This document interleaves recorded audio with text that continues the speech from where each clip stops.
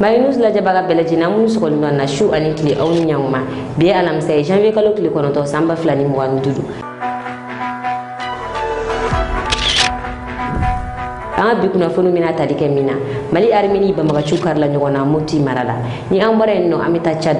kunu ba maga chudo na chad pale presidentiel kon nala kuna fonu wala re ameno do manga kuna fonu kon aw bisimila wa kuna fonu kono mali armée bamaga cita ani nani bonne anina bi alamsa janvier kalo kile kononto mali armée communiqué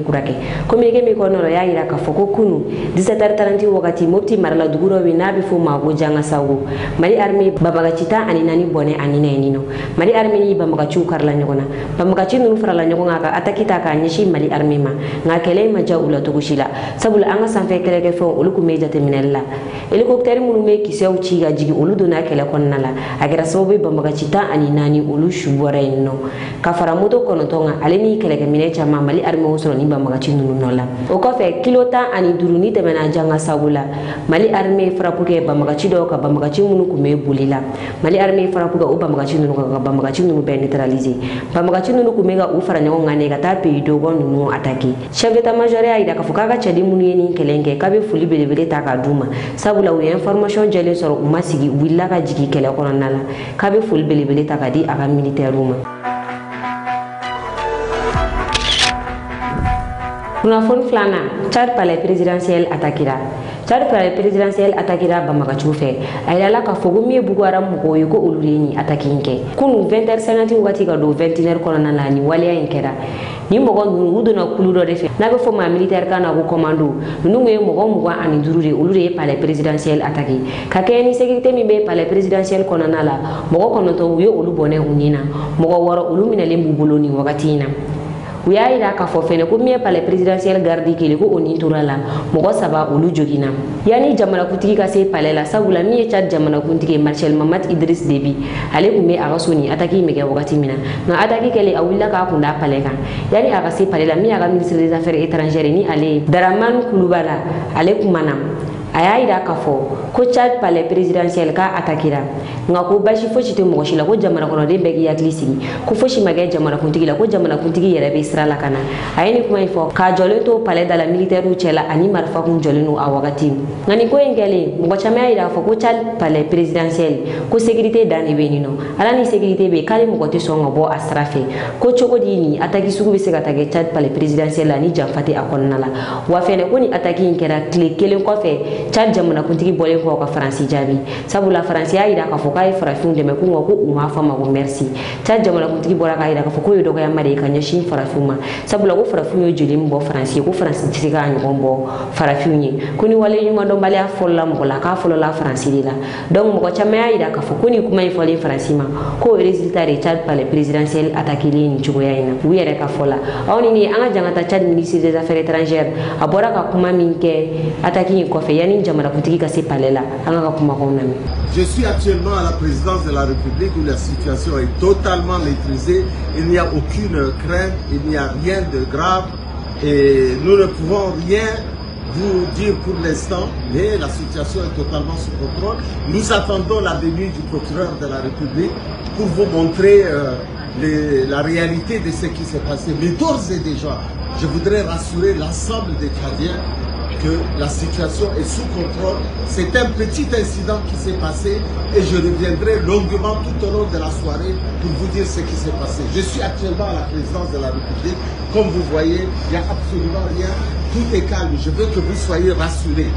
On est là et nous défendrons notre pays au prix de notre sang. Soyez calmes. Il n'y a rien, il n'y a absolument rien. Nous sommes tous mobilisés, les forces de défense et de sécurité sont mobilisées et tout a été éradiqué, toute cette tentative de déstabilisation a été éradiquée. Soyez à l'écoute, restez fermes et je reviendrai pour vous donner plus de détails. Je suis entouré des militaires dans un calme total. Et nous avons préféré faire un direct pour vous dire que nous sommes mobilisés pour défendre la patrie et pour défendre notre président. Inch'Allah. Kunafoni sabana Chad jamana kuntigi dimino no kotebe Marshal Mamat Idriss Déby a dimino aga kurango nyana bo bagaw kodo sabula kurango wa gele malla to mina kurango wa gele Chad tento me Chad jamana kuntigi ya ira ka fuko central kuraw jo wa jamana ka wala so ko kurango be siga no ga chuga mina o baraw be sina ayda la ka fuko chama yere kera baraina nga jamana kuntigi dimino no kosebe ka sababu ge mi gafe mi meta ira jamana kuntigi la ko barakela o basoro o barakele te bara yere ke yorola wa kurango directeur o ya ira jamana kuntigi la ka fuko baraw be sina wa baraw takabulu ka ministre mi fana nyesino no kurango ma ale rapport ke kata di jamana kuntigi ma kaira la ka foko baro were bana ka bati me ko jamana ko do mena kuran soro mi cha jamana kuntigi ani sonjale a willa ka si bare nyere ke yorola aya ira ka fokale sire bare ke yorola ka jigiti kera ko sebe sabula ak mega ira la ko bara kera ka si yorom na ko foshile make barala ko foshile make bare na wa ko ubega ira ka fofene ko yan marsi kalche kale ere dalento ula ko sabula kale nyame bare na tugumina ko bare mata yoro shide da ko na ale ko mawuli ka si bare ke yorola kata la jeganya kale munna ira jamana ko do na ka fo kati meti sa ko ubina kuran sor ko soro ko bara ere tesena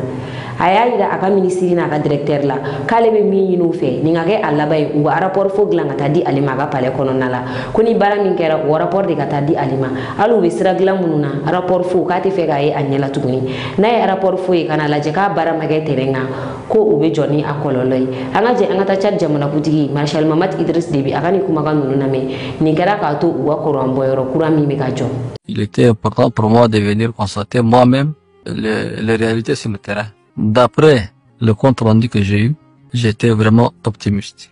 Mais là, avec ce que je vois, je suis vraiment déçu. Je suis déçu parce que le compte rendu qu'on m'a fait et ce qui est réel sur le terrain est complètement différent. Et je vais être honnête avec le peuple tchadien. Très honnête. Même là, ils disent qu'ils vont finir en mars pour éjecter les 32 mégawatts de la centrale thermique. Mais je suis pessimiste. Je suis pessimiste. Donc c'est pour ça d'ailleurs que j'instruis le ministre de l'énergie et le DG de la SNU. Vous prenez vos responsabilités. Vous prenez vos responsabilités. Je ne veux plus de fausses informations. Je ne veux plus de faux rapports. Rester au bureau, faire des faux rapports, nous envoyer des faux rapports, faire des réunions avec des chiffres qui ne correspondent pas à la réalité, ce n'est pas normal, monsieur le ministre. Quand on a fait la dernière fois la réunion, il était question qu'en février, la centrale, normalement, doit injecter l'électricité, 32 mégawatts. de 32 mégawatts à N'Djamena. Mais là, ce que je vois, ce n'est pas le cas. Et ça, c'est pas normal. Et ça, c'est pas normal. Et c'est la même chose pour la route. J'ai fait 1 heure pour venir ici. 1 heure de temps. Un contrat qui a été signé il y a plus de 2 ans, je crois. On me dit que les travaux avancent. Et sur le terrain, j'ai pas vu de route bitumée. J'ai pas vu de route bitumée.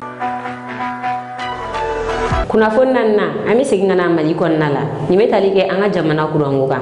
Musa Mara ale bora ka kuma kunu Musa Mara kuma na kunu kene doka aga kuma bollamika ni e mali jamana kutigi general Assimi Goita ay discours mi nge kuna shin Musa Mara ka kuma bolila ni discours ni ka sabula general Assimi Goita ay ira ka discours ni konnala ka fo ko ale kunya ala ni kan na panu furu mi nge safu ale tali mo fe panu folo da ni yoro ko foleina ko mi e mer do yo ko ulu yoro infiri mo ko ma fo mo ko ma sidaka ko so jo terenka discours koni amangan chayara bololo sro sanfe kosebe miye Musa Mare ale kumbe kelero kwa kunu aida magala aya ida ka fokale ko ninda bali bana kosebe kame wakati mina ina fo bikale ere mere ake kateme kale tado meri mi bena so jamala kutiki kale kata yoro la kuri kabirigi de folo dala ko barakela ubenino kibeta o barakela ubenino ko yoro firi mo ko werema ko o e fe mi ale dabalba nga ko oluti ka fo nyini jamana kuntigi fe meri ni ni ke America jo jamana kono de nyogoro wa fe na ayake ni gafi mi agafe ka pibile bolo sro sa fe jamana de be kai ka do nga fo meri mi kariya kan ko suge jamana ni mo ga decision talena ko suno ko ni walien ka be ka meri betu ko che ko nga ka be sika ke ko meri u changer da ni wakati na ko suno ka yere meri yake ka teme awni ni anga jangata Musa Mara gani kuma kan name président ko central atara pano foloda ko kofe ko meru e dugolo fere amago be mina folo mer mi e dugolo fere o kado dugolo munu fere la ngaye e mer ka sanctionné donc na yo ye peut-être am se ka fo mais an bɛ jamana min kɔnɔ bi ne ye mɛriya kɛ dɛ n bɛ mɛriw dɔn hali ni jama b'i bolo kɔnɔ président ka taa i ka commune kɔnɔ ka taa a fɔ k'a bɛ nin baara kɛ e k'o dugukolo feere a bɛ bali na quoi sɛbɛ yɛrɛ la a bɛ bali na nka i b'a sɔrɔ mɛriw yɛlɛmara donc an mago bɛ min na peut-être an ka taa ɲɛfɛ dɔɔni maire jumɛnw de don u ye acte jumɛn de ta nin tuma in kɔfɛ acte ninnu ka publier yarɔ fɛn bɛɛ bɛ publier réseau kan sisan acte ka publier a feerela maa minnu ma olu ka dɔn surtout a fɔra k'olu ye so jɔ déjà olu ye so jɔ tuma min na o fɛnɛ ka ɲɛfɔ an ka taa ɲɛfɛ an ka kibaruyaw dɔn an kɔni bɛ min retenu c'est que a fɔra ko centrale bɛna courant di tuma min na kɔni an bɛ sɔn ka jɛnya o la dɔɔni je crois que an bɛɛ y'o faamu komi président yɛrɛ ko k'an ka panneau ko sabati an t'a lajɛ ka panneau ko sabati ou bien ala k'a ɲa ka d'an ma ala k'a ɲa ka d'an ma.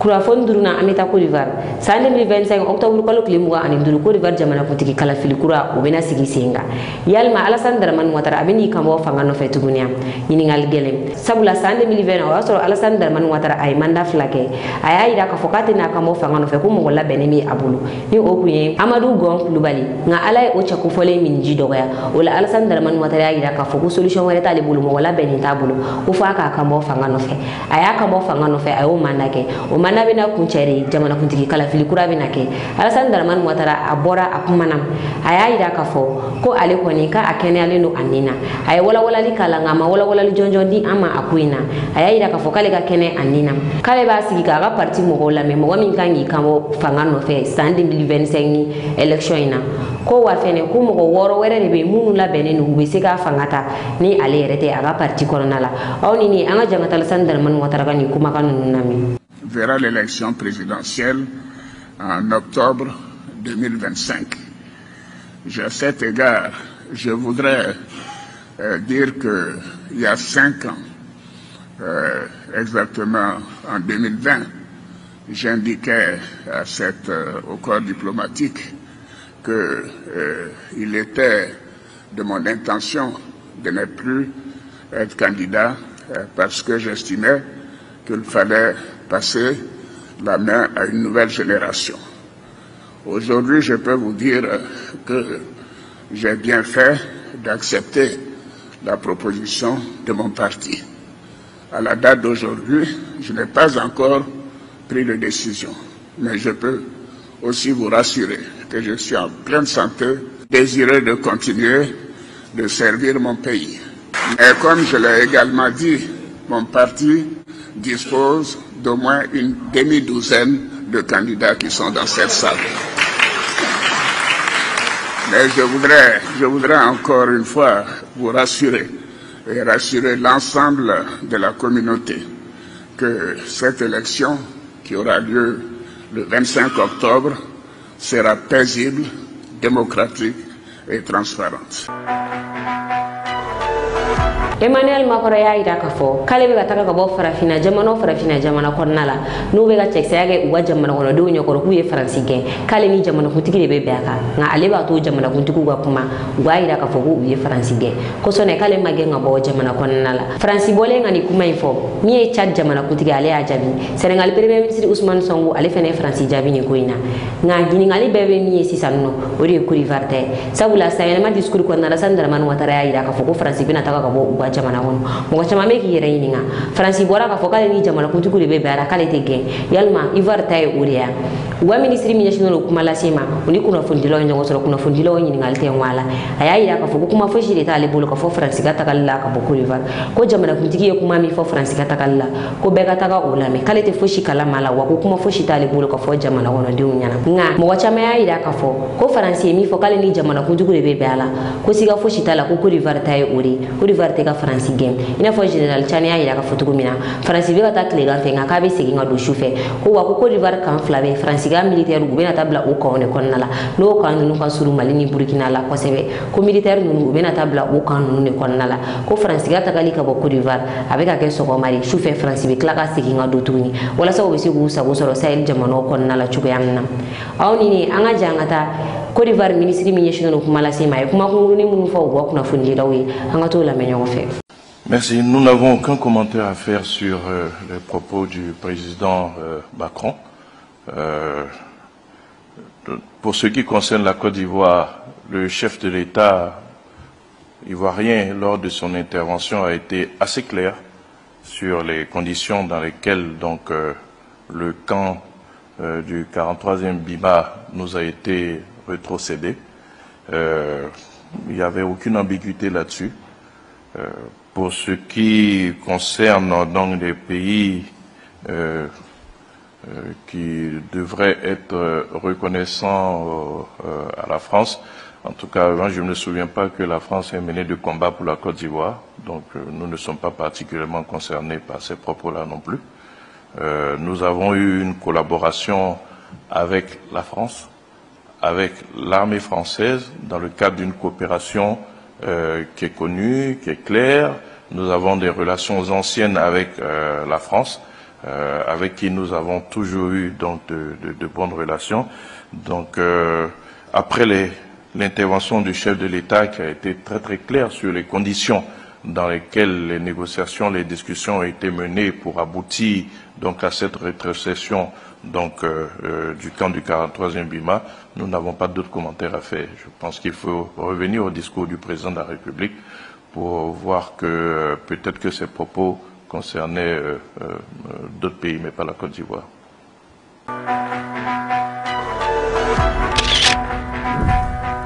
Kunafon kunchala obetali ke safo dugugologo ka safo dugugologo kuma chel no kosebe ka ke ni general Assimi Goïta abora ka diskuru min ke kuna shini ni okera panu furuko ka na ya ida ka fo ka kelen ko kata panu da yoro ina ko yoro infirila mu ko wero mo munu mega ko sojo ala akere sababu ka dugugologo kuma wuli ay bololo fambe mine yalma dugugologo korolene do wa walma dugugologo mi ngateme ka doglo nga fo ko safo dugugologo mi kamini sande militura dugugole afirila atiguma ko sande 2019 edeme ya ida ka fo ku be fe ka dugugole ta ka ke pano fure wala sa be se ka kurandi jamal ngono do ma chuko ya mina ngaw ya ida dugugolo tigi nunu na ku be na musaka do ma no be sefa 1 million kilingeli ko ube na udi dugugolo tigi nunu ma ola uma be musaka kula kabi sande 2019 safo dugugolo tigi nunu ubu kwa dugugolo ko kelela foka na sisi sama transition na lo ya ida ka fo na manya yore abina ta ka ke pano fure musaka mi fora akadi uma wala sa wese gugwa yoro nudi akake pano fure chuko ya mina nga uga musaka wa amaseka soro gouvernement la yani oche sande 2024 la uga jagulu munu kumeni no ni okumeka keleke dugugulu ko inka ulu bora ka kuma na ya soro Joliba FM na oni ni anga jangatu kuma ka onna meka nga bikuna fonu kunje aw hakilna tay munu aku dama commentaire kon na la fem bora yoro la ka yansoro mi ma awdna to soro kana aw segen to soro aw ye jekulu mu nan ga dugugolo de be nin kenen kan akacha o an kumbe wakati dogona nana ye amma bo akala mayre anye nin putu de turturlen kan ga yoro labini anya yeni kana ye ku idem de yorota 100 hectares bo kabo kambla fanfela la kana safula ban fo kata chien fala ko 40 mètres haute tension de oui mais ka be se mogo ma ube amblanga hage ukono nana ayan be gwan kamanana an willa ka nyen na yere fe u ka bureau tumbe asei kono ayo serulu mayo yin folu kanyi ay lettre adressé wala wa soro jekulute u yene keleme répond o ben lettre copie benebulu bon coup d'état nana ke antumulungu ko no yara parce que afara ko yin européen de ba financer toujours an ko kam se ga barawuma parce que an be de loisir la do bala we pan u kanga ta retraite lo pan juruta bangi la pour ko kase ka bo dron direct ka tu daw ka yoro kono me bara be jora clara we empêcher ko anga dabla ko bara manga ke folo parce que edem ko ka be wor saranyi anga hage fon fe ko beta be sarai antoro kono we an wele ka rayon do kan ya no che bureau d'étude do be ko ejer ko yo black na kene kono ka an wele nu sera plaki ban ubi wele ibe na we jo plaki terrain kono ki photo ta ka sebenu ke i ka la halayuta an y'o to de lajɛli ba sen fɛ safo mairie kɔnɔ ka ɲɔgɔn ka numéro ta ka groupe sigi pour que an ka se ka bɔ kunnafoniw kalama an ye fɛɛrɛ kɛ ka wuli ka se EGR ko ma bureau d'étude ma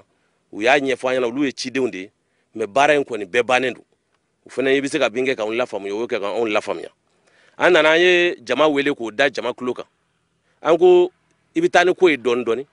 jamana ko don mɔgɔ si t'a sanfɛ jamana ka hɛrɛ bɛ min na anw tɛ se k'an pan o kunna an ye lettre wɛrɛ sɛbɛn k'o ci EDM ma EDM ma se k'an jaabi u ye date min di an taara u y'an bila ka taa kulu sanfɛ énergie ka direction ba min bɛ yen a don na an jama kun ka ca dɔɔni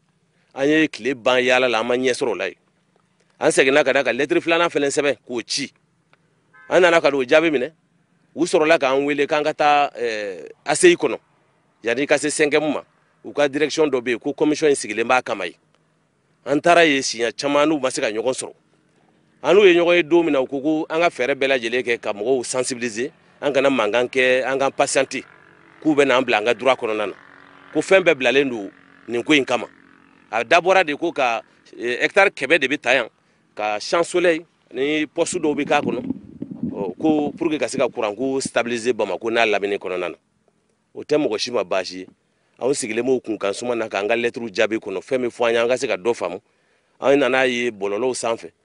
ko u ka yɔrɔ dɔ bɛ safo ko waati timɛ k'u bɛna o baara daminɛ bon anw siranna sa bɛ siran faba bɛ siran fɛn min b'i nɛmu i kunu a kana to k'i nɛmu an ye jama wele ka fara ɲɔgɔn kan an bɛna mun de kɛ anw kulekan tɛna se yɔrɔ si nka n'i ko i ka ye i ka mɛn f'i k'i kun di kunnafonidilaw ma k'i hakilina f'olu ye bonya kɔnɔna na o y'aw wele kun ye ya kana u k'a dɔn u bɛ yɔrɔ min kɔnɔ anw yɛrɛ ni EDM ma sigi ka kuma surtout k'a fɔ ko a b'an ka fɛn ta cogoya min na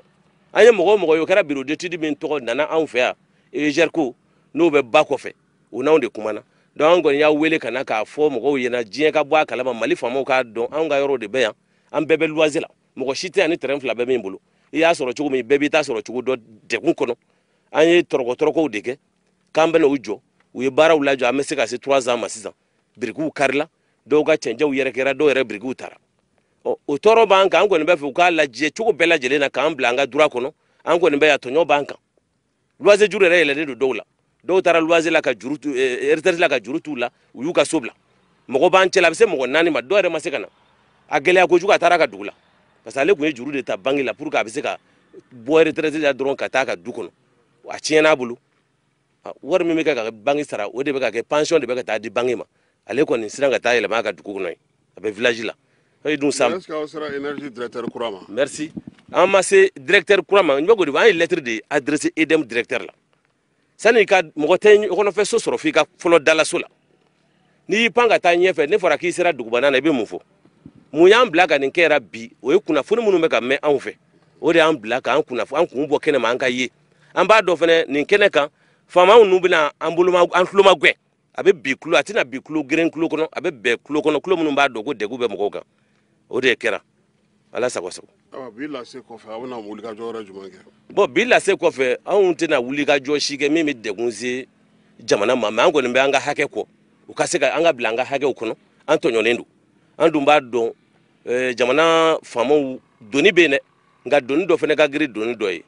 ni siyɔrɔ t'i la sigiyɔrɔ t'i bolo anw tɛna na fɛn wɛrɛ kɛ min bɛ dan tɛmɛ sariya la mais an kɔni bɛ wulikajɔ sabati pour que anw ka droit ka se ka d'an ma an ka hakɛ ye min u ka k'an ye an ka se k'an yɛrɛ sɔrɔ. aw bɛ maa joli la. bon anw ka jama ka ca parce que groupe yɛrɛ sanfɛ fɔlɔ mɔgɔ 200 ni mɔgɔ 60 dɔɔnin de bɛ yen mais mɔgɔ min tɛ groupe kan o ka ca mɔgɔ min bɛ groupe kan n'i ye 100 hectares ta hectare kelen kɔnɔ terrain 24 de b'a kɔnɔ donc i b'o jate ba 2 ni dɔɔnin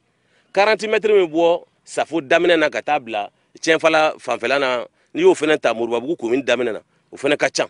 40 mètres i b'a sɔrɔ a ye terrain 2 puruti yɔrɔ dɔw la dɔw ta fankelen tigɛlen don ka bɔ a la o mɔgɔ ka ca donc hali bi dɔw bɛ yen olu yɛrɛ ma recensé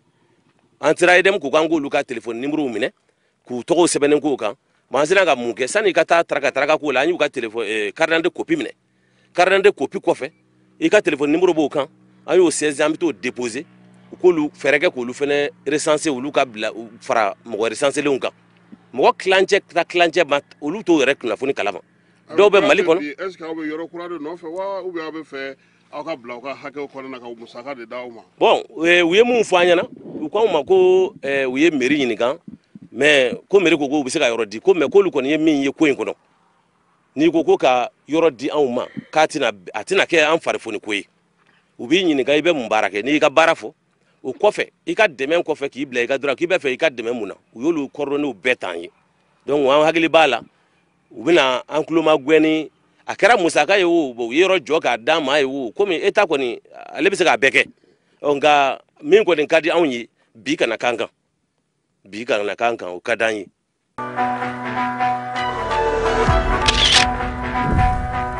ñine bu yanga bi kuna fini ka dawo pluga aw ni ci awala jël ko ñumana anga fuli ban la jabaga bela jël kerengene na munu mi ga na jaga bo franci aw ka me wakati wéré aw munu me fe ka anga kuna fonu soro sanga ani wakati aka groupe whatsapp san filala